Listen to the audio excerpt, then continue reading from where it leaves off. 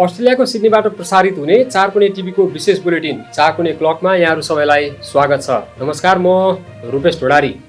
अघिल्लो हप्ता चाहिँ यो हप्ता पनि हामी चारकुने टिभीको विशेष बुलेटिन चारकुने क्लक लिएर यहाँहरू समक्ष उपस्थित भएका छौँ। यहाँहरू सबैको सुझाव र सल्लाहको अपेक्षासहित सुरु गरौँ हप्ताभरिका मुख्य खबरका शीर्षकहरूबाट। अस्ट्रेलियाका शैक्षिक संस्थाहरूमा अध्ययन गरिरहेका अन्तर्राष्ट्रिय विद्यार्थीहरूका लागि पोस्ट स्टडी भिजा सहज पार्ने तयारी, हजारौं विद्यार्थीहरू लाभान्वित हुन सक्ने।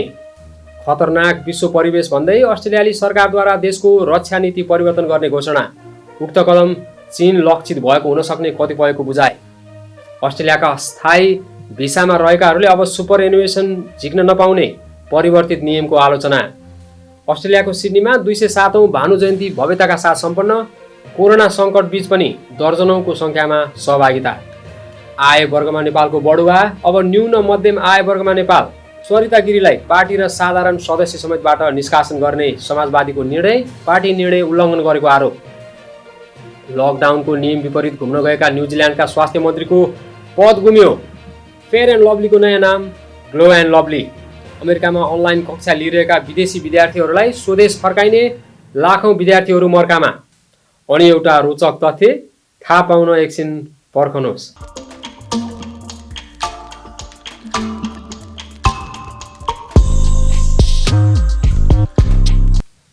अब घटनाक्रम विस्तारमा। कोभिड-19 महामारीका कारण उत्पन्न भएको विषम परिस्थितिमाझ अस्ट्रेलियाका सबैजसो शैक्षिक संस्थाहरूले ठूलो मात्रामा थुप्रै अन्तर्राष्ट्रिय विद्यार्थीहरू गुमाउने डरका बीच स्कट मोरिसन सरकारले भिसा सम्बन्धी नियममा केही परिमार्जन गर्न लागेको बताइएको छ। वर्तमान भिसा सम्बन्धी व्यवस्था अनुसार अन्तर्राष्ट्रिय विद्यार्थीहरू अस्ट्रेलियामा नै रहेर अध्ययन गरे मात्र पोस्ट स्टडी भिसाका लागि योग्य हुन्छन्। एक चर्चित अस्ट्रेलियाली पत्रिका दि अस्ट्रेलियनका अनुसार विद्यार्थीहरू आफ्नै देश फर्केर अनलाइन मार्फत पठन पाठन गरिरहेको भए पनि पोस्ट स्टडी भिसाका लागि उनीहरू हकदार हुने बताइएको छ। पोस्ट स्टडी भिसा सहुलियतका साथै सङ्घीय सरकारले हाल घर फर्कन असमर्थ रहेका र विद्यार्थी भिसाको म्याद समाप्त हुन लागेकाहरूलाई समेत भिसा नवीकरण शुल्कमा कि त छुट प्रदान गर्ने वा सो शुल्क नै नलिने बारे पनि विचार गरिरहेको उक्त पत्रिकाले जनाएको छ।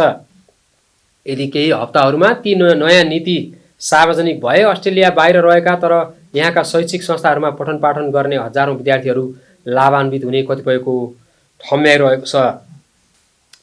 अस्ट्रेलियाको सङ्घीय सरकारले बढ्दो चुनौतीहरूबीच आफूलाई तयारी अवस्थामा राख्नुपर्ने र त्यसका निम्ति सेनाको क्षमता अभिवृद्धि गर्ने अभिप्राय स्वरूप आगामी 10 वर्षमा $270 अर्ब खर्च गर्ने योजना सार्वजनिक गरेको छ। अस्ट्रेलियाका प्रधानमन्त्री स्कट मोरिसनले केही दिन अगाडि मात्र राजधानी क्यानबरा स्थित अस्ट्रेलियाली सैन्य एकाडेमीमा आयोजना भएको एक कार्यक्रममा पछिल्लो सरकारी सैन्य नीतिबारे उक्त घोषणा गरेका थिए। उक्त नीति अन्तर्गत आगामी 10 वर्षमा $270 अर्ब सैन्य प्रतिरक्षा प्रणालीको विकासमा खर्च गरिने उनले बताएका थिए। यो कदम खतरनाक विश्व परिवेशलाई ध्यानमा राख्दै चालिएको कुरामा उनले जोड दिएका थिए। कोरोना भाइरसपछि विश्वभर देखिने आर्थिक चुनौतीहरूले सैन्य चुनौतीहरू पनि बढाउन सक्ने उनले आकलन गरेका थिए। अस्ट्रेलियाली रक्षा मन्त्री लिन्डा रेनल्ड्सले हिन्द पेसिफिक क्षेत्रमाथि अस्ट्रेलियाको ध्यान बढाउने पछिल्लो कदमले अन्तर्राष्ट्रिय स्तरमै ठूलो योगदान पुर्याउने बताएकी छन्।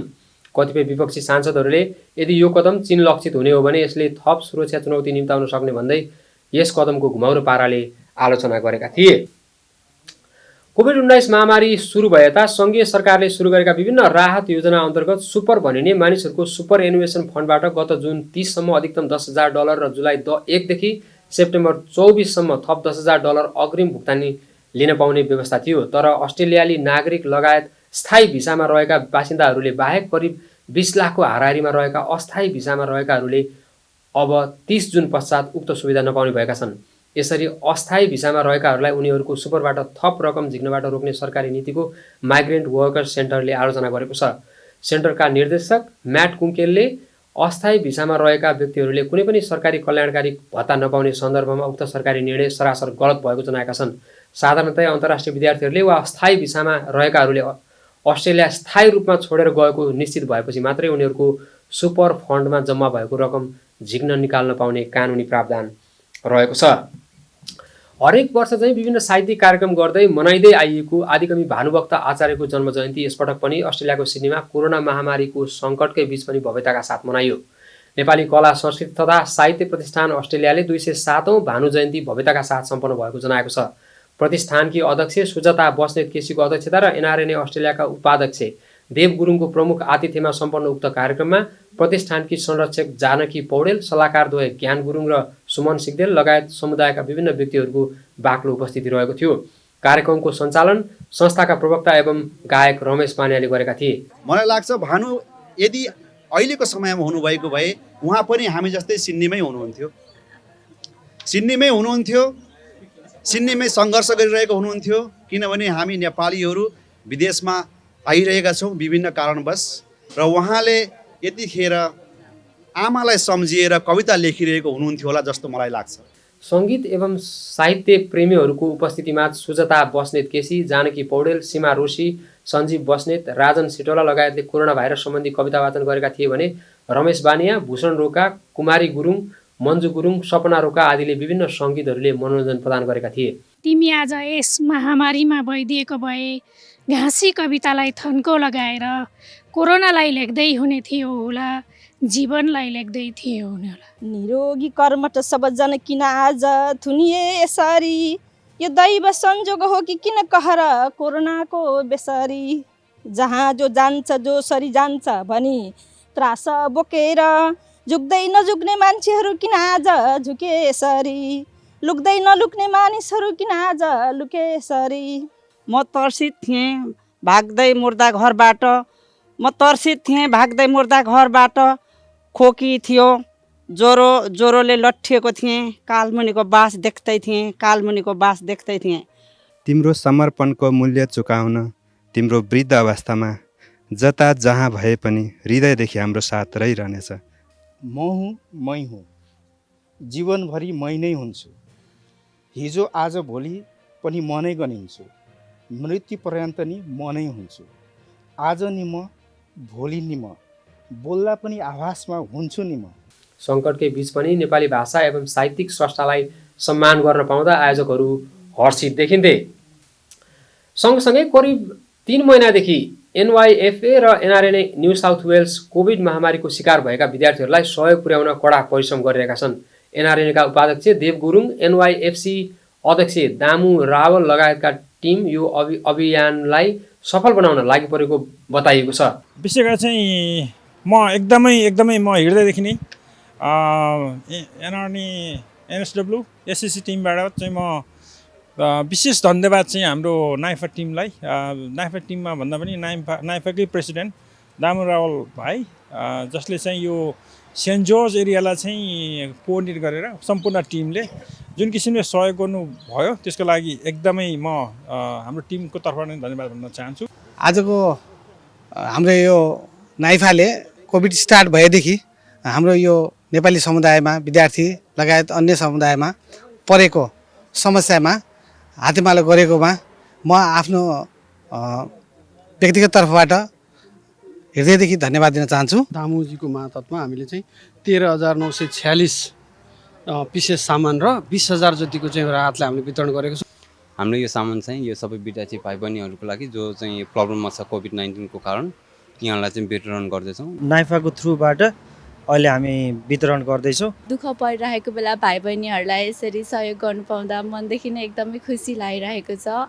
अहिले NRNA रिलिफ प्याकेज अन्तर्गत फेज 1 र फेज 2 यसरी सफल भएको छ। हाम्रो सामानहरू हामीले NRNलाई अब हस्तान्तरण गर्ने प्रोग्राम छ। आज विभिन्न सङ्घ संस्थाहरूले यो NRNको थ्रु सहयोग गरिराख्नु भएकै छ र नाइफाको टिम सुरु दिनदेखि नै आफै फिल्डमा खटेर लाग्नु भएको छ। नाइफाले जे काम गरिरहनु भएको छ यो काम धेरै सराहनीय काम हो र यो यस्तो सामाजिक कार्यमा उहाँहरूले नाइफाले यो कोभिडको बेलामा फ्रम डे 1 सेन्ट जर्ज एरियामा संस्थागत रूपमा संस्थाभित्र आउने गरेका इन्क्वायरीहरूलाई सल्भ गर्दै आफ्नो संस्थागत रूपमा सल्भ गर्दै र NRNAको जुन हाम्रो वान डोर पोलिसी छ त्यो पोलिसीलाई चाहिँ फलो गर्दै हामीलाई डे 1 देखि सहयोग गर्दै आएको छ। हामीले सुरुको दिनदेखि नै जब लकडाउन सुरु भयो, आकस्मिक लकडाउन सुरु भयो, त्यसपछि हामीले स्टुडेन्टहरूलाई समस्या बुझ्दै हामीले 32 जना स्टुडेन्टलाई अन द स्पट जब लगाएका छौँ। NSW भित्र डब्बोदेखि तपाईँको NSW को सबै एरियाहरूमा अलमोस्ट 32 स्टुडेन्टजनालाई जब लगाएका छौँ। उहाँहरू अझै पनि जबमै हुनुहुन्छ त्यसपछि हामीले संस्थागत रूपमा सुरुमै काम सुरु गर्दाखेरि अलमोस्ट 230 जनालाई पर्सनली नाइफाको तर्फबाट food package door to door गरेर फुड प्याकेज हामीले सप्लाई गऱ्यौँ। त्यसपछि हाम्रो नाइफाको मिटिङ पछि हामीले चाहिँ अब वान डोर पोलिसीमा जानुपर्ने मान्यता राख्दै यो विषय कोभिड विषय अलिक ठुलो भएको हुनाले समस्या पनि जटिल भएको हुनाले अहिलेमा सबै मिलेर एक डोर पोलिसीमा जाने निर्णय भएपछि हामीले एनएनएसँग समन्वय गर्दै एनएनए एनएसडब्ल्यू एसएसीसँग कोअर्डिनेसन गर्दै हामीले सेन्जरिया रकडेल कोक्रा हस्पिल अलवा पेनस्ट अलवा कालजन ब्याङ्सिया सबै एरियामा डोर टु डोर गरेर अलमोस्ट 300+ स्टुडेन्टलाई घर घरमा गएर फुड प्याकेजहरू प्रोभाइड गऱ्यौँ। एनवाइएफएले एनआरएनएल न्यू साउथ वेल्सलाई थप समर्थनको रूपमा $20,000 भन्दा बढीको रकम हस्तान्तरण गरेको बताएको छ। विश्व बैंकले वर्गीकरण गर्ने आय समूहमा नेपालको बढुवा भएको छ। यसअघि न्यून आय भएको मुलुकमा रहँदै आएको नेपाल यो वर्ष भने न्यून मध्यम आय भएको मुलुकमा बढुवा भएको हो। प्रति व्यक्ति आयमा आधारमा संसारभरका मुलुकलाई 4 समूहमा वर्गीकरण गर्दै आएको बैंकले यो वर्ष नेपाललाई एक तह बढुवा गरेको हो। न्यून मध्यम, न्यून उच्च मध्यम र उच्च आय वर्गमा मुलुकहरूको वर्गीकरण गर्ने गरिन्छ। बैंकले यो वर्गका लागि $1,036 भन्दा न्यून प्रति व्यक्ति आय भएका मुलुकलाई न्यून आय भएका मुलुकमा गणना गर्छ। नेपाल गत वर्ष यही समूहमा थियो। आयको यो थ्रेसहोल्ड प्रत्येक वर्ष परिवर्तन हुन्छ। त्यस्तै यो वर्ष $1,036 देखि $4,045 सम्म आय भएका मुलुक न्यून मध्यम आय भएका मुलुकमा गणना गरिन्छ। यो वर्ष नेपाल यही समूहमा पुगेको छ। नेपालको प्रति व्यक्ति आय $1,090 रहेको बताइएको छ। त्यस्तै वार्षिक $4,045 देखि $12,535 सम्म आय भएका मुलुक उच्च मध्यम आय वर्गमा हुन्छन् भने 12,535 माथि आय भएका मुलुक उच्च आय वर्गमा राखिन्छन्। समाजवादी पार्टी नेपालले सांसद सरिता गिरीलाई सांसद र पार्टीको साधारण सदस्य समेतबाट हटाउने निर्णय गरेको छ। लिम्पिया धुरा सहितको नेपालको अध्यावधिक नक्सा संविधानमा राख्ने संविधान संशोधन प्रस्तावमाथि उनले पार्टी व्हिप र निर्णयको उल्लङ्घन गरेको निष्कर्षसहित मङ्गलबार बसेको पार्टी पदाधिकारी बैठकले गिरीलाई सांसद र पार्टीको साधारण सदस्य समेत नरहने गरी हटाउने निर्णय गरेको पार्टीका प्रचार विभाग उपप्रमुख विश्वदीप पाण्डेले जानकारी दिए। गत बिहिबार युनिलिभर कम्पनीले आफ्ना क्रिमबाट फेयरनेस, व्हाइटनिङ, लाइटनिङ जस्ता शब्दहरू हटाएर ग्लो एन्ड लभली र पुरुषले प्रयोग गर्ने नाम ग्लो एन्ड ह्यान्डसम राखेको हो। पछिल्लो समय चलेको ब्ल्याक लाइभ्स म्याटर अभियानका बीच युनिलिभरले आफ्ना क्रिममा प्रयोग हुँदै आएको फेयरनेस, लाइटनिङ, व्हाइटनिङ जस्ता विभेदपूर्ण शब्दहरू हटाउने निर्णय गरेको थियो। लकडाउनको नियम विपरीत आफ्ना परिवारसँग समुद्री किनारा बीचमा घुम्न गएपछि उत्पन्न आलोचनाका कारण न्युजिल्यान्डका स्वास्थ्य मन्त्री डेभिड क्लार्कले राजीनामा दिएका छन्। उनले राजीनामा दिएको र स्वीकृत भएको न्युजिल्यान्डकी प्रधानमन्त्री ज्यासिन्डा आर्डेनले पुष्टि गरेकी छिन्। न्युजिल्यान्डमा कोभिड-19 का कारण अप्रिल महिनाको सुरुमै उनी आफ्नो परिवारसँग 20 किलोमिटरभन्दा पर रहेको बीचमा घुम्न गएका थिए। त्यहाँको नियमअनुसार उक्त कार्य कानुन विपरीत भएपछि ती मन्त्रीको चर्को आलोचना भएको थियो। उनले पहिला नै राजीनामाको प्रस्ताव राखे पनि महामारीको सङ्कटका कारण स्वीकृत गरिएको थिएन। पछिल्लो पटक न्युजिल्यान्ड सरकारले आफ्ना अन्तिम सङ्क्रमित सबै निको भएको भन्दै आफ्नो देश कोरोना मुक्त भएको समेत घोषणा गरिसकेको थियो, जसको कारण विश्वव्यापी रूपमा उनको र न्युजिल्यान्ड सरकारको प्रशंसा समेत भएको थियो। सङ्क्रमण सकिए लगतै स्वास्थ्य मन्त्री क्लार्कले पद गुमाउनु परेको छ। अहिले त्यहाँका शिक्षा मन्त्री क्रिस हपकिन्सले उक्त जिम्मेवारी पनि सम्हालेका छन्। कोरोना भाइरसको सङ्क्रमण व्यापक रूपमा फैलिएसँगै अधिकांश अमेरिकी विश्वविद्यालय तथा शैक्षिक संस्थाहरूले विद्यार्थीहरूका लागि अनलाइन कक्षा सुरु गरिरहेका छन्। तर गत सोमबार अमेरिकाको इमिग्रेसन एन्ड कस्टम इन्फोर्समेन्ट एजेन्सीले अमेरिकामा हाल अनलाइन कक्षा लिइरहेका विदेशी विद्यार्थीहरूलाई स्वदेश फर्कनुपर्ने बताएको छ। अमेरिकाको पछिल्लो निर्णयले भने यसरी अनलाइन मार्फत पढिरहेका विदेशी विद्यार्थी स्वदेश फर्कन बाध्य हुने भएका छन्। उक्त एजेन्सीले प्रेस विज्ञप्ति जारी गर्दै यस शैक्षिक सत्रमा भर्ना भएर अनलाइन कोर्स गरिरहेका विद्यार्थीहरूलाई भिसा जारी नगर्ने बताएसँगै अहिले अनलाइन मार्फत पढिरहेका विद्यार्थीहरूलाई पनि भौतिक रूपमा उपस्थित भएर पढाइ हुने कलेज वा विश्वविद्यालयको मा ट्रान्सफर गर्न सुझाव दिएको छ। अन्यथा उनीहरू आफ्नो देश फर्किनुपर्ने जनाइएको छ। यो सँगै अमेरिकामा अध्ययन गरिरहेका लाखौँ विद्यार्थीहरू प्रभावित हुने भएका छन्। अब अन्त्यमा एउटा रोचक तथ्यको पालो। भारतको कर्नाटक राज्य स्थित हावेरी जिल्लामा रहेको भगन प्री युनिभर्सिटी कलेजले आफ्ना विद्यार्थीहरूलाई गरेको व्यवहार केही समयअघि खुब चर्चामा रह्यो। कलेजले परीक्षामा विद्यार्थीहरूले चिट नचोरुन् भनेर उनीहरूको टाउको ढाकिने गरी कार्टुनको डब्बा लगाइदिएको थियो। उक्त निजी कलेजमा पछिल्लो वर्ष परीक्षामा निकै चोरी भएकाले कलेज प्रशासनले चोरी रोक्नको लागि उक्त तरिका अपनाएको थियो। घटनाको तस्बिर समाचार माध्यमहरूमा बाहिरिएपछि राज्यको शिक्षा प्रशासनले उक्त कलेज लक्षित अनुसन्धान गरेको छ। कर्नाटक सरकार अन्तर्गतको शिक्षा विभागले यस सम्बन्धमा कलेजसँग प्रश्न गरिरहेको र सन्तोषजनक जवाब नआएमा कलेजको मान्यता रद्द गरिने समेत चेतावनी दिएको छ। अब जाँदा जाँदै अन्त्यमा मुख्य खबरका शीर्षकहरू फेरि एकपटक।